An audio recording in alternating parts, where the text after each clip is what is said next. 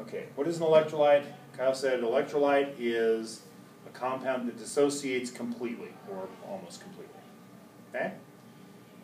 That's a strong electrolyte. Now, are there some that don't dissociate completely? Only dissociate partially? Yes, those are weak electrolytes. We use kind of the same definition for acids. A strong acid is one that dissociates effectively 100%.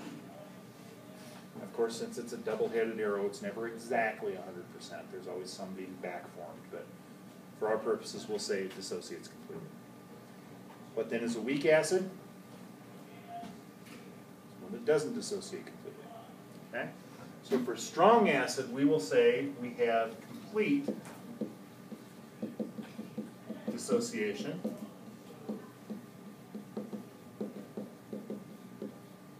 And for weak acid, we'll say we have incomplete. Or we could even say minimal dissociation.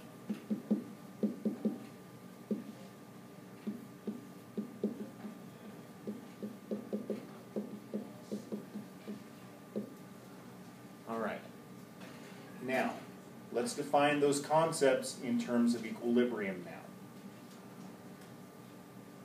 In an equilibrium reaction, the equilibrium in a strong acid will favor what? Products. Or the fancy word we just learned. Conjugates. Okay? So, a strong acid favors products or conjugates. And let's say equilibrium favors. Equilibrium favors conjugates, products. And what about a weak acid?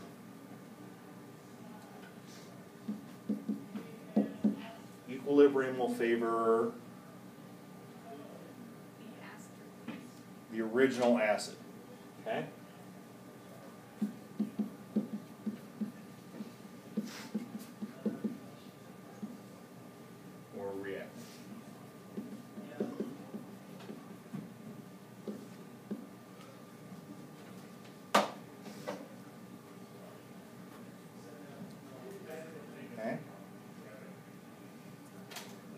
Now, another point that kind of follows here, although it's not immediately obvious that it does. You can fill in the blanks here.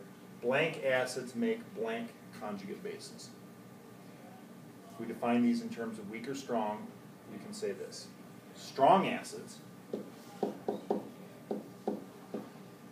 will make weak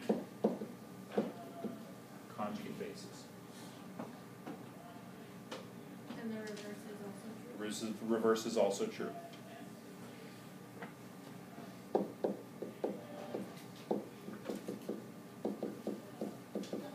And vice versa. Okay? Strong acids make weak conjugate bases. Weak acids make strong conjugate bases. Also, although we're not talking about bases yet, we can make the same comparison there.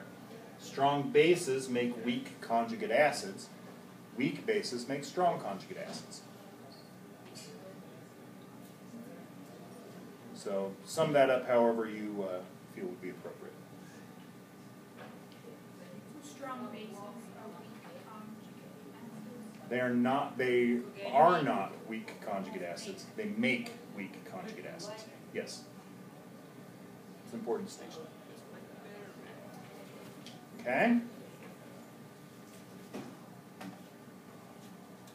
Any questions on this? One of the things that we're going to do in this chapter is we're going to look at acid-base reactions more in terms of equilibrium. Which means we're going to have to introduce a constant, an equilibrium constant. Ka. Good. We're actually going to introduce 3 equilibrium constants in this chapter. Ka, Kb, and Kw. Well, they're all in the alphabet. That's something. All right, so let's talk about the acid dissociation constant. Once again, let's define our acid-base dissociation reaction. Okay. HA plus H2O, liquid, goes to form H3O plus plus A minus. All right?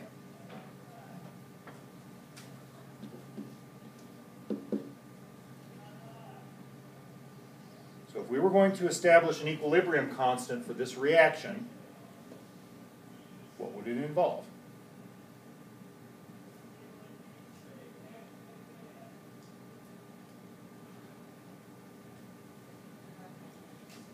Well, take this reaction and let's make an equilibrium constant out of it. Equilibrium constant expression.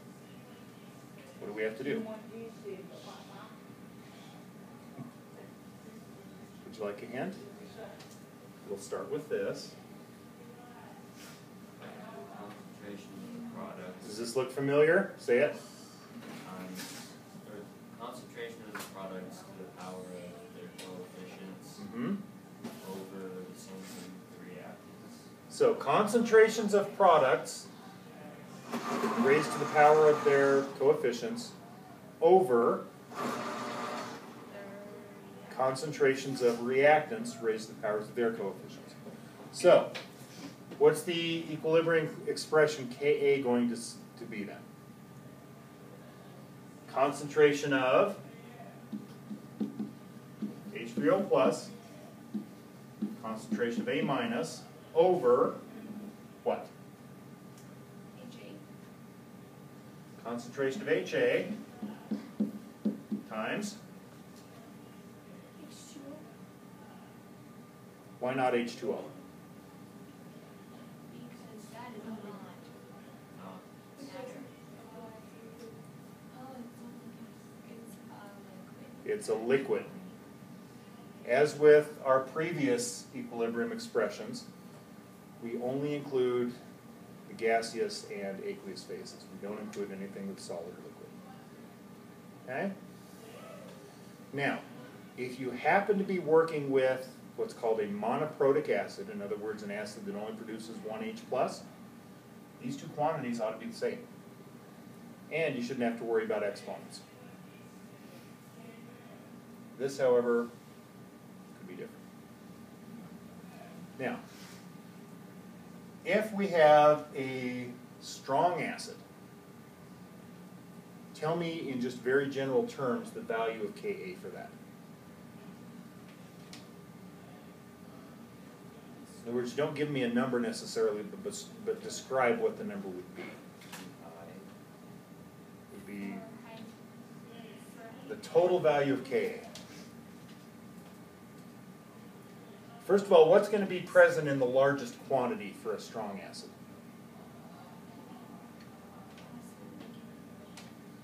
These or these? Which, for a strong acid, which is present in the greatest quantity? The products, right?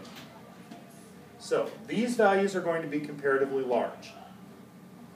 This value we don't care about. What about this value? Small.